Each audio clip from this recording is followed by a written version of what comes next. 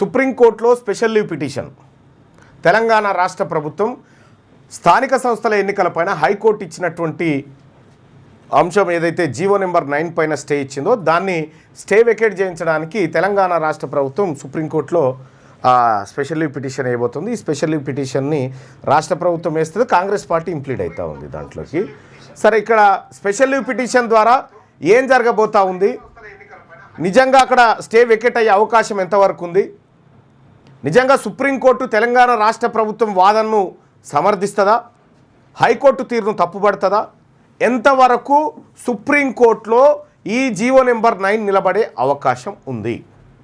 So దీన్ని ఒక్కసారి మనం చర్చించుకున్న తర్వాత మిగతా అంశాల గురించి మనం మాట్లాడుకుందాం. ఇక్కడ జీవో నెంబర్ 9ని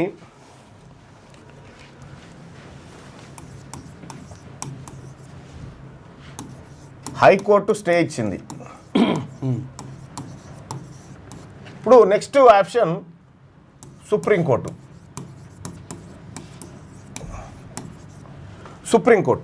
అయితే ఇక్కడ 2 రోజుల పాటు వాదనలు జరిగినాయి. వాదనలు జరిగిన తర్వాత 1 నిమిషంలో స్టే ఇస్తున్నామని చెప్పి వెళ్ళిపోయారు ఇక్కడ ఉన్నటువంటి సీజే గారు.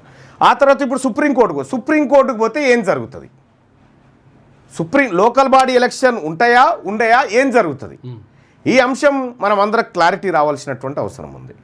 ప్రధానంగా సుప్రీంకోర్టుకు పోయిన తర్వాత స్పెషల్ లీవ్ పిటిషన్ వేసిన తర్వాత ఈ హైకోర్టు స్టే అయితే ఏదైతే ఉందో దీన్ని వెకేట్ చేయమని చెప్పి దీన్ని కొట్టేయండి అని చెప్పి ఇక్కడికి పోయారు.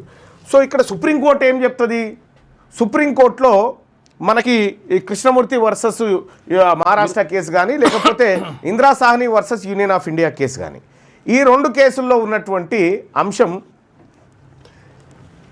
50% సీలింగ్ దాటొద్దు, రిజర్వేషన్ దాటొద్దు, 50% సీలింగ్ ఏదైతే ఉందో ఈ సీలింగ్ను దాటొద్దు అని చెప్పింది. అయితే సీలింగ్ను దాటొచ్చు, ఎప్పుడు దాటొచ్చు, ఇది చాలా కీలకమైంది. సీలింగ్ను దాటొచ్చు, ఎప్పుడు దాటొచ్చు, సో డెడికేట్ కమిషన్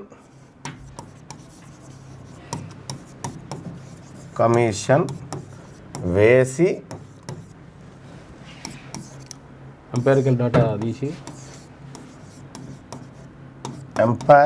డేటా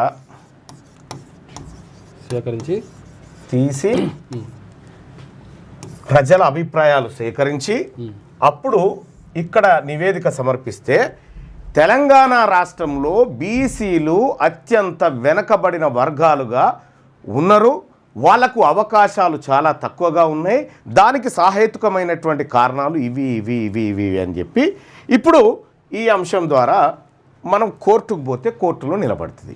మరి ఇవి ఎంతవరకు పర్ఫెక్ట్ చేసిరు, వీటి విశ్వసనీయత ఎంత? తెలంగాణ రాష్ట్రంలో భూసాని వెంకటేశ్వర్ గారితో డెడికేట్ కమిషన్, సింగిల్ కమిషన్, ఒకే మనిషితోటి కమిషన్ వేసారు. సో ఈ డెడికేట్ కమిషన్ రిపోర్ట్ గురించి ఎప్పుడైనా రేవంత్ రెడ్డి గారు చర్చ పెట్టిండా? లేదు, పెట్టలే. డెడికేట్ కమిషన్ తోటి చర్చ పెట్టాలి. డెడికేట్ కమిషన్ రిపోర్ట్ను భూసాని వెంకటేశ్వర్ గారు తయారు చేసి, అయ్యా ముఖ్యమంత్రి గారు డెడికేట్ కమిషన్ రిపోర్ట్ తయారైంది, మీకు అందజేయాలనుకుంటున్నా అంటే, ఏ దిక్కుమాల రిపోర్ట్ ఆడ పెట్టిపోరాదా టేబుల్ మీద అని చెప్పిండు. కథం. ఇదే సుదర్శన్ రెడ్డి అనేటువంటి మాజీ జస్టిస్ని, రిటైర్డ్ జస్టిస్ ఎవరైతే ఉన్నారో ఆయనతోటి స్వతంత్ర కమిటీ, అది ఎందుకు పనికిరాని కమిటీ, 4 గీక్కుంటానికి కూడా పనికిరాదు దాని రిపోర్టు. దాని కమిటీ రిపోర్ట్ను MHRDలో పోయి మీడియాను పిలిచి కమిటీ రిపోర్ట్ అందుకున్నాడు. అదే పనికిరాందేమో అందుకున్నాడు, పనికొచ్చే సుప్రీంకోర్టు టేబుల్ మీద పెట్టేదేమో అలా పెట్టిపోవా అని చెప్పిండు.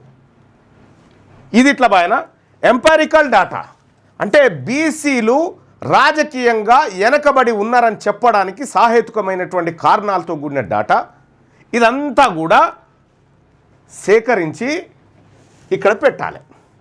అయితే ఈ ఎంపారికల్ డాటా ఇప్పటి వరకు లేదు, అందులో ఏముందో ఎవరికి తెలియదు, దాన్ని పబ్లిక్ డొమైన్లో పెట్టలేదు. మొత్తం ఇదంతా వ్యవహారం జరగాలంటే ఫస్ట్ తెలంగాణ ప్రభుత్వం చేసినటువంటి కులగణన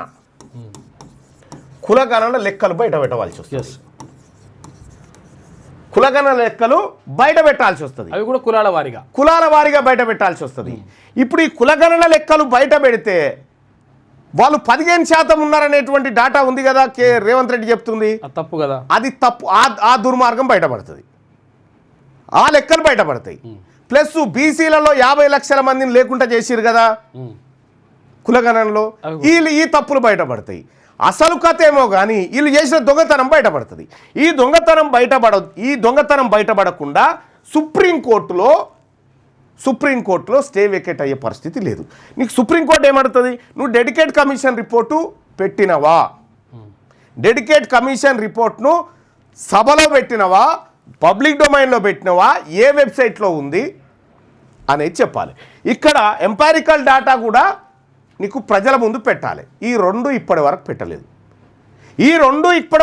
ఇవి సీక్రెట్ డాక్యుమెంట్స్గా ఉన్నటువంటి పరిస్థితుల్లో సుప్రీంకోర్టు ఎట్టి పరిస్థితుల్లో సీక్రెట్ డాక్యుమెంట్కు ఆమోదం తెలపదు అని నా అంచనా.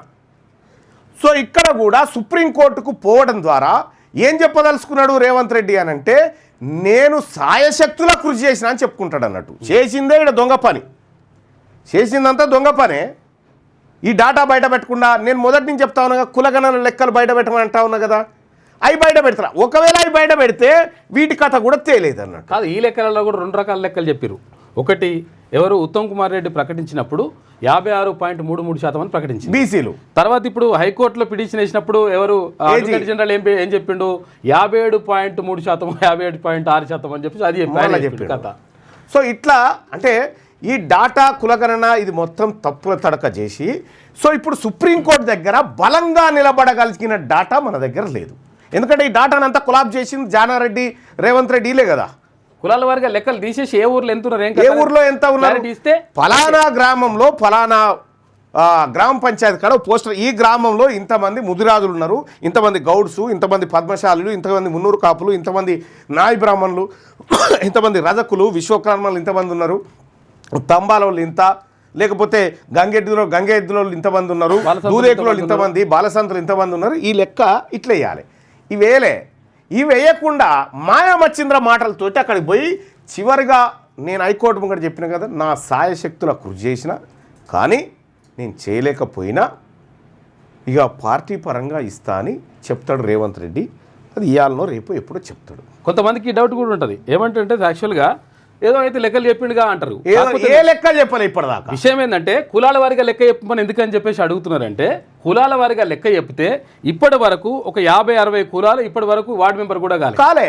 తర్వాత ఒక 60-70 కులాలు ఇప్పటి వరకు ఒక ఫ్యూన్ ఉద్యోగం కూడా పొందలే. కాబట్టి ఈ డేటా ఆధారంగా ఇన్ని కులాలు అసలు కనీసం ఆ దరిదాపులోకి కూడా వెళ్ళలేవు. కాబట్టి ప్రత్యేకమైనటువంటి రిజర్వేషన్ అందించడం ద్వారా ఈ లెక్కలు బయట పెడితే మరి ప్రజలంతా బీసీలలో ఉంటే మీరెట్లా ఎమ్మెల్యేలు అవుతారా అని చెప్పి జనంలో పెడతారు కదా. ఈ దొంగతనం బయటపడుతుందని వీళ్ళు దాసిరు అన్నట్టు. వీళ్ళ దొంగతనమే ఇప్పుడు వీళ్ళ మెడ మీద కత్తి కూర్చుంది. ఇప్పుడు 42% రిజర్వేషన్ ఇవ్వకుండా కాంగ్రెస్ పార్టీ ప్రభుత్వం లోకల్ బాడీ ఎన్నికలకు వచ్చే పరిస్థితి లేదు. ఎందుకంటే జనం ఊకునే పరిస్థితి లేదు. సో కాబట్టి రేవంత్ రెడ్డి గారు ఇప్పటికీ నేను నీకు సూచన చేస్తా ఉన్నా మిత్రుడిగా, కులగణన లెక్కలు బయటపెట్టి ఇవాళనో రేపో బయటపెట్టు. ప్రతి గ్రామ పంచాయతీ దగ్గర ఆ కులానికి సంబంధించినటువంటి లెక్కలు, ఆ గ్రామంలో ఉన్న డాటా అక్కడ పెట్టు. నిజాయితీ నిరూపించుకో.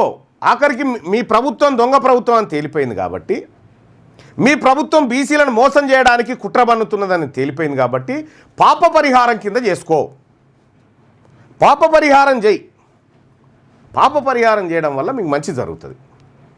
అంటే కనీసం దిగిపోయేటప్పుడు అయినా చరిత్రలో పేరు ఉంటుంది, ఇగో ఈ రేవంత్ రెడ్డి చేసిపోయినా అని చెప్పుకోవడానికి ఉంటుంది. ఇక మీరు అది కూడా లేలే నేను అట్లే మొండికి పోతా అంటే రేపు పొద్దుగాల సింగిల్ వార్డు మెంబర్ కూడా కాలేరు మీరు.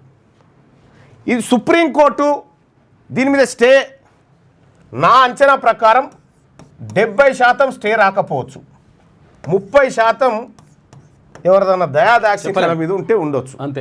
కానీ ఈ 30% కూడా ఇదంతా అధిగమిస్తే ఉంటుంది. ఇదంతా క్లియర్గా. కాబట్టి ఈ లెక్కన మీరు ఏదైనా ఉంటే రాష్ట్ర హైకోర్టులో తేల్చుకోపోండి అని చెప్పే అవకాశం ఎక్కువగా ఉంది. రాష్ట్ర హైకోర్టులో మరి ఏంది మళ్ళన్నా దీనికి పరిష్కారం అంటే, ఈ 50% సీలింగ్ పెట్టింది ఎవరు? 9 మంది జడ్జిల ధర్మాసనం సుప్రీంకోర్టులో పెట్టింది. ఇది రాజ్యాంగంలో ఉన్నదా? రాజ్యాంగంలో ఎక్కడ ఉండదు. బీసీలకు రిజర్వేషన్ 50% ఉండాలి, ఇంతలోపే జరగాలి అని ఏముండదు. కోర్టులు విధించినాయి. అప్పుడేమో రాజ్యాంగం ఏం చేసింది, రాష్ట్రాలకు వదిలేసింది. రాష్ట్రాలు ఇవి ఇంప్లిమెంట్ చేసుకుంటామంటే కోర్టులు ఎంటర్ అయ్యి ఆపినాయి. అట్లా సో ఇట్లా ఇప్పుడు 9 మంది జడ్జీల ధర్మాసనం చెప్పినటువంటి తీర్పు ఏదైతే ఈ 50% సీలింగ్ ఉందో దీన్ని 11 మంది జడ్జీలతోటి కొట్టేపియాలి.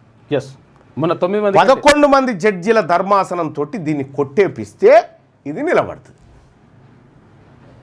ఏది ఈ రకంగా పోవాలంటే, లేదు అనంటే తెలంగాణ రాష్ట్ర ప్రభుత్వం బిల్లు పాస్ చేసి గవర్నర్ కన్సైన్కి పంపి అక్కడి నుంచి రాష్ట్రపతి, పార్లమెంటు 9th షెడ్యూల్, ఈ 2 ఆప్షన్లు తప్ప ఇంకా మనం దేకినా ఇంకొక ఆప్షన్ లేదు. ఈ 2 కాకుండా ఇంకా వేరే వాళ్ళు ఏ ప్రయత్నం చేసినా అది ప్రజల్ని మభ్యపెట్టడానికి చేసే కార్యక్రమమే, అంతకు మిక్కిలి ఇంకొకటి లేదు. ఇక డ్రామా ఉంటుంది అంతే, డ్రామా. సో ఇది కార్యక్రమం, ఇది జరగబోయేది. 70% స్టే వెకేట్ అయ్యే అవకాశం లేదు. 70%. మీ వ్యాపారం అభివృద్ధి కావాలని కోరుకుంటున్నారా? అయితే వెంటనే క్యూనస్ని సంప్రదించండి. Schools, colleges, banks, shops, office promotions, land promotions, political promotions, restaurant promotions, hospital promotions, పుట్టినరోజు వేడుకలు, శుభకార్యాలు, వ్యాపారాలు ఏవైనా, సందర్భం ఏదైనా ఇప్పుడే క్యూనస్ ద్వారా తెలియజేయండి. మీ వ్యాపారాన్ని అభివృద్ధి చేసుకోండి.